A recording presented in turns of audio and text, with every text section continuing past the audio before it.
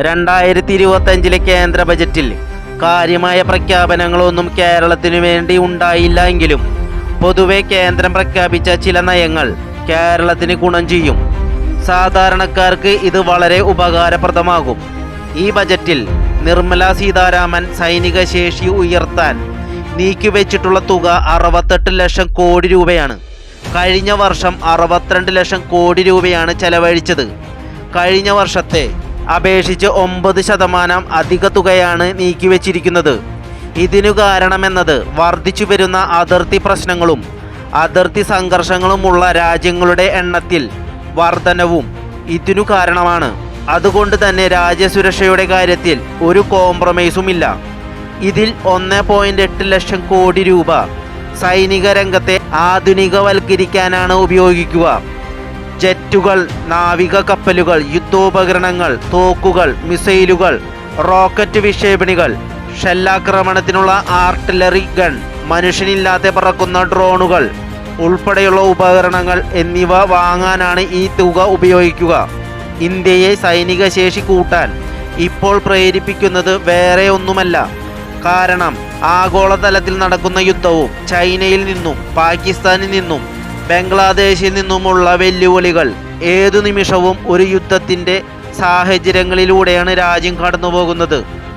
ഡ്രോണുകൾ, റോക്കറ്റുകൾ, മറ്റു ആയുധങ്ങൾ ഇന്ത്യയിലെ നിർമ്മാണ കമ്പനികളിൽ നിന്നാണ് സൈന്യം വാങ്ങുക.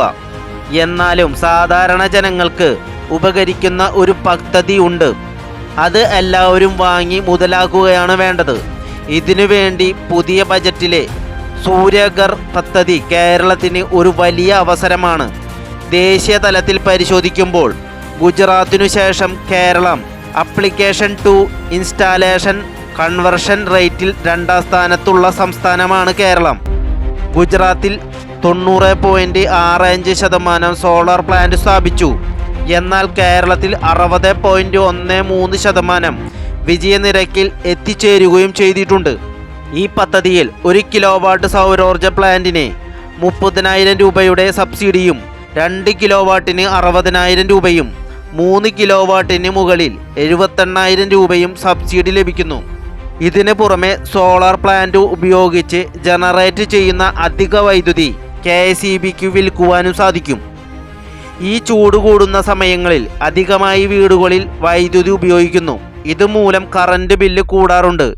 ഈ തുക സോളാർ പ്ലാന്റ് ഉപയോഗിച്ച് കുറയ്ക്കുകയും ഒരു 4,000 മുതൽ 6,000 രൂപ വരെ മാസത്തിൽ സേവ് ചെയ്യാൻ സാധിക്കുന്നതാണ്. കേന്ദ്ര ബജറ്റിൽ കേരളത്തിന് റെയിൽവേ വികസനത്തിന് വകയിരുത്തിയത് 3,042 കോടി രൂപയാണ്. 2009-2014 കാലത്തെ UPA സർക്കാർ വകയിരുത്തിയതിനേക്കാൾ 8 മടങ്ങ് കേരളത്തിന് അനുവദിച്ചത് എന്ന് കേന്ദ്ര റെയിൽവേ മന്ത്രി അശ്വിനി വൈഷ്ണവ് പറഞ്ഞു. കഴിഞ്ഞതിൽ നിന്ന് 31 കോടി രൂപ അധികമായി വകയിരുത്തിയത്. അതേസമയം 2014 ശേഷം സംസ്ഥാനത്ത് 125 കിലോമീറ്റർ പുതിയ റെയിൽവേ പാതകൾ നിർമ്മിച്ചെന്നും വൈദ്യുതീകരണം 100% പൂർത്തിയായി എന്നും 114 റെയിൽവേ മേൽപ്പാലങ്ങൾ 10 വർഷത്തിനുള്ളിൽ പൂർത്തിയാക്കിയെന്നും മന്ത്രി പറഞ്ഞു. കേരളത്തിൽ സർവീസ് നടത്തുന്ന 2 വന്ദേ ഭാരത് ട്രെയിനുകൾ മികച്ച പ്രതികരണമാണ് ലഭിക്കുന്നത് എന്നും ബജറ്റിൽ പുതുതായി 200 വന്ദേ ഭാരത് ട്രെയിനുകളും 100 അമൃത് ഭാരത് ട്രെയിനുകളും 50 നാനോ ട്രെയിനുകൾക്കും തുക അനുവദിച്ചിട്ടുണ്ട് എന്നും മന്ത്രി പറഞ്ഞു. ഇതിനു പുറമെ GSTയിൽ 12 ലക്ഷം രൂപ വരെ ആദായ നികുതിയിൽ നിന്നൊഴിവാക്കിയെന്ന് സീതാരാമൻ പ്രഖ്യാപനം നടത്തിയിരുന്നു.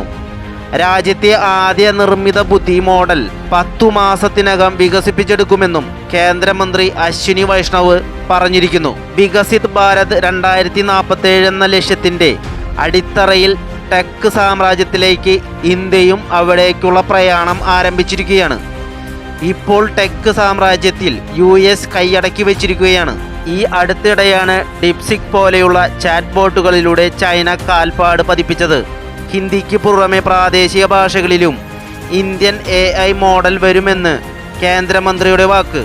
ഇതിൻ്റെ ആദ്യഘട്ടത്തിലെ ഗുണ ഉപഭോക്താക്കൾ കർഷകരും ഭിന്നശേഷിക്കാരും ഗവേഷക വിദ്യാർത്ഥികളുമാണ്.